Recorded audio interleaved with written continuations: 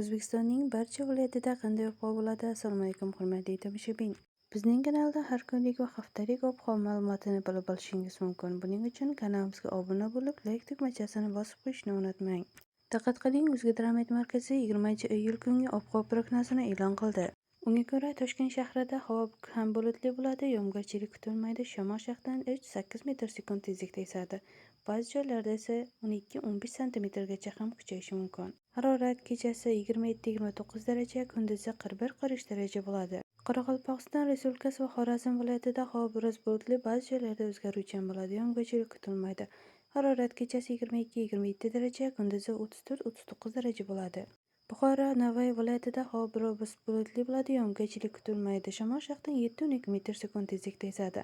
Harorat kechasi 28-33 daraja, kunduzi esa 40-45 daraja bo'ladi. Toshkent, Sirdaryo, Jizzax, Samarqand viloyatida havo biroz bulutli bo'ladi, yog'ingarchilik kutilmaydi. Shamol shahardan 7-12 metr/sekund tezlikda esadi. Harorat kechasi 24-29 daraja, kunduzi esa 40-45 daraja bo'ladi. Qashqadaryo va Surxondaryo viloyatida havo biroz bulutli bo'ladi, yog'ingarchilik kutilmaydi. Harorat kechasi 27-32 daraja, kunduzi 43-48 daraja bo'ladi. Andijon, Namangan, Farg'ona viloyatlarida havo biroz bulutli bo'ladi, ba'zi joylarda o'zgaruvchan bo'ladi. Harorat kechasi 23-28 daraja, kunduzi 45-40 daraja bo'ladi. Respublikaning tog'li hududlarida havo biroz bulutli bo'ladi, ba'zi joylarda o'zgaruvchan bo'ladi. Yog'ingarchilik kutilmaydi. Shamol shahardan 7-12 metr/sekund tezlikda esadi. Ba'zi joylarda 13-18 metr/sekundgacha ham kuchayishi mumkin.